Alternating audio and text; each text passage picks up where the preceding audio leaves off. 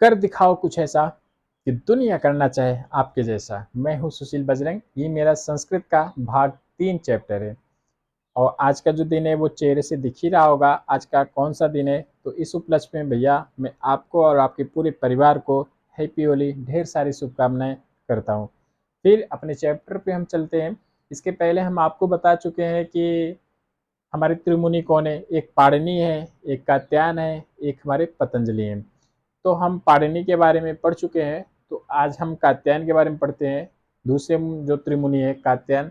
अच्छा, एक चीज छूट गया था पाणिनि में। हम पाणिनि में ये नहीं बताए थे कि पाणिनि का शिक्षा कहाँ पे हुआ था। तो पाणिनि का जब शिक्षा पूछेगा तो आप बता दीजिएगा इनका शिक्षा जो है भैया किसका है, पाणिनि का है। पाणिनि का शिक्षा अगर पूछेगा तो बताएंगे हम तक्षशिला विश्वविद्यालय।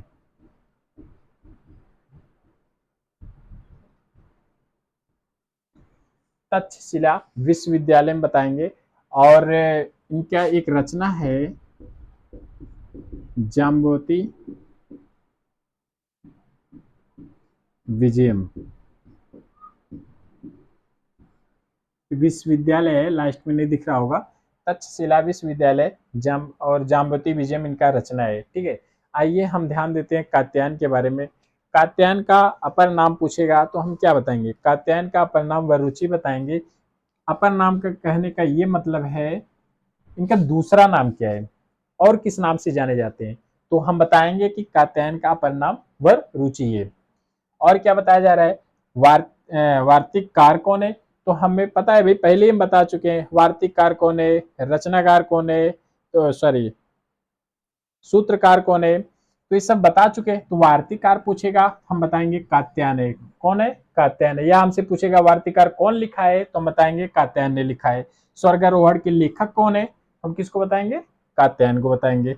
और हमसे क्या पूछेगा, ये कात्यायन जो है पाणिनि के समकालीन थे। समकालीन कहने का ये मतलब होता है समकालीन समौरी। नहीं, पहले लोग बोलते हैं भैया वो फलाने फलाने के समौरी हैं, तो उसी प्रकार से कात्यायन जो थे वो पाणिनि के समकालीन थे, समौरी थे। और क्या बताया गया है, कात्यायन का वार्तिक जो है वो किसमें लिखा गया है।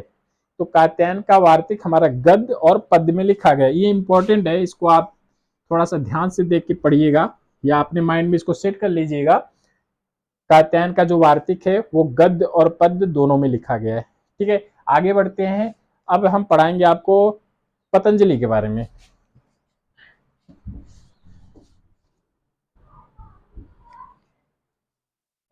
हमारे त्रिमुनि के तीसरे हमारे नंबर पे आते हैं पतंजलि।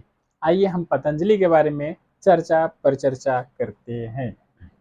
इसमें बताया गया है कि महर्षि पतंजलि का जो जन्म है वो हमारा 150 वर्ष ईसा पूर्व माना जाता है, यानी द्वितीय शताब्दी ईसा पूर्व। कब भैया, द्वितीय शताब्दी ईसा पूर्व। ठीक है, और इस इन्हीं पतंजलि के बारे में कहा गया है कि जो गोनार्द हमारे गोंडा जिले में पड़ता है वहां के क्या है, निवासी हैं। कहाँ के निवासी हैं, हमसे पेपर में आएगा बताओ भैया पतंजलि का निवास स्थान कहाँ पे है। तो गोनार्द ऐसे करके ऑप्शन में दे देगा, तो गोनार्द जो रहेगा तो उसमें टिक मारेंगे। न गोनार्द रहेगा तो क्या रहेगा, गोंडा जिला रहेगा, इस गोंडे जिले में टिक मारेंगे। ओके भैया। और क्या बताया जा रहा है, पतंजलि के माता का नाम क्या नाम है, गोडिका। क्या नाम है, गोडिका। उसके बाद बताया जा रहा है कि जो योग सूत्र है या महाभाष्य है या महानंद काव्य है, अगर ये तीनों हमसे पूछता है, किसी का भी नाम उठा के पूछ लेगा पेपर में, क्या योग सूत्र महाभाष्य महानंद काव्य कौन लिखा है, तो हम बताएंगे कि पतंजलि ने लिखा है। कौन लिखा है, पतंजलि ने लिखा है। ये जो यहाँ पे मैंने दर्शाया है ये बहुत ही ज्यादा इंपॉर्टेंट है, क्योंकि पेपर में यहाँ से क्वेश्चन बनता है, बहुत ज्यादा बनता है। ठीक है, बनेगा कैसे, देखो इसमें भी सिद्धांत कौमुदी, लघु सिद्धांत कौमुदी, और लघु सिद्धांत कौमुदी का प्रथम सूत्र है लघु सिद्धांत कौमुदी। कहने का मतलब कौमुदी कौमुदी कौमुदी सम्य है। ठीक है भैया।